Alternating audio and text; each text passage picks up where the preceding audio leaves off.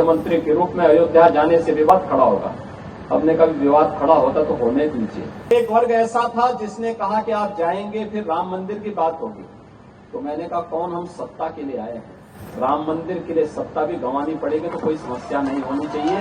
आज भी आप देखते होंगे हम लोगों ने 2017 में जब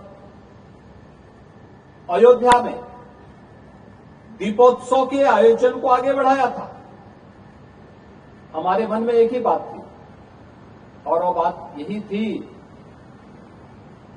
कि कैसे भी हो अयोध्या को उसकी पहचान मिलनी चाहिए,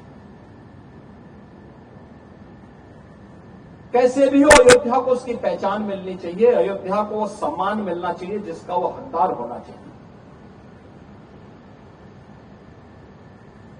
एक द्वंद्व था जब अयोध्या में पहली बार आने की बात हुई। यद्यपि मेरी 3 पीढ़ियां श्री राम जन्मभूमि आंदोलन के लिए समर्पित थी, मुझे कोई समस्या नहीं थी, लेकिन शासकीय व्यवस्था जिस नौकरशाही से जकड़ी होती है, उस नौकरशाही में एक बड़ा वर्ग ऐसा था जो कहता था कि मुख्यमंत्री के रूप में अयोध्या जाने से विवाद खड़ा होगा। हमने कभी विवाद खड़ा होता तो होने दीजिए, लेकिन अयोध्या के बारे में कुछ सोचने की आवश्यकता है। फिर एक वर्ग ऐसा था जिसने कहा कि आप जाएंगे फिर राम मंदिर की बात होगी, तो मैंने कहा कौन हम सत्ता के लिए आए हैं, राम मंदिर के लिए सत्ता भी गंवानी पड़ेगी तो कोई समस्या नहीं होनी चाहिए। और हम लोग उस समय फिर इस कार्यक्रम के साथ जुड़े। मैंने से 19 अवस्थी से कहा, मैंने कहा एक बार चुपचाप जाकर के देखो दीपोत्सव का कार्यक्रम कैसे हो सकता है। और वे यहां आए, उन्होंने यहां सर्वे किया, उन्होंने कहा दीपोत्सव का आयोजन होना चाहिए। मैंने कहा मैं जाऊंगा, दीपोत्सव करते करते बीच में फिर राम मंदिर की बात उठेगी तो इसको क्या करेंगे। उन्होंने कहा नहीं, कार्यक्रम हो इसके बारे में हम सबसे बात करते हैं और सबका सकारात्मक भाव हो। और आज आप देख रहे होंगे दीपावली के एक दिन पहले अयोध्या का दीपोत्सव अयोध्या का एक फेस्टिवल बन गया, एक पर्व बन गया है। लाखों की संख्या में श्रद्धालु आते हैं और मैं मानता हूं यह शुरुआत थी अयोध्या में राम जन्मभूमि बनने की शुरुआत थी, राम जन्मभूमि की आधारशिला रखने की एक शुरुआत थी। अभी मैं जन्मभूमि दर्शन करके आ रहा हूं। मैं गत वर्ष अयोध्या में आए हुए श्रद्धालुओं की संख्या को देख रहा था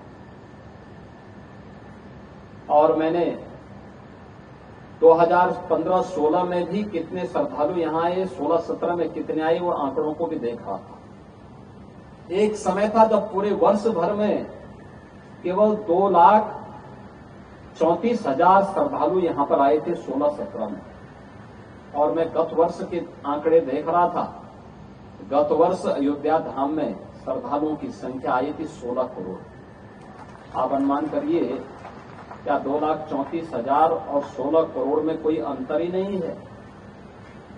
अभी आप देख रहे होंगे लाखों लोग अयोध्या में आज भी दर्शनार्थ आए थे।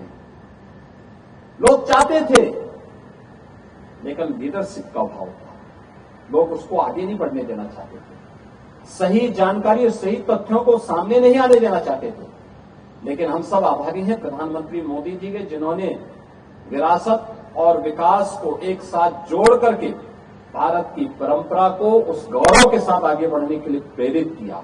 और मुझे लगता है कि आज के दिन पर वह लेखनी का आधार बनना चाहिए, क्योंकि जो लेखनी आज होगी वह आने वाली पीढ़ी के लिए धरोहर बनेगी, आने वाली पीढ़ी के लिए एक प्रेरणा बनेगी।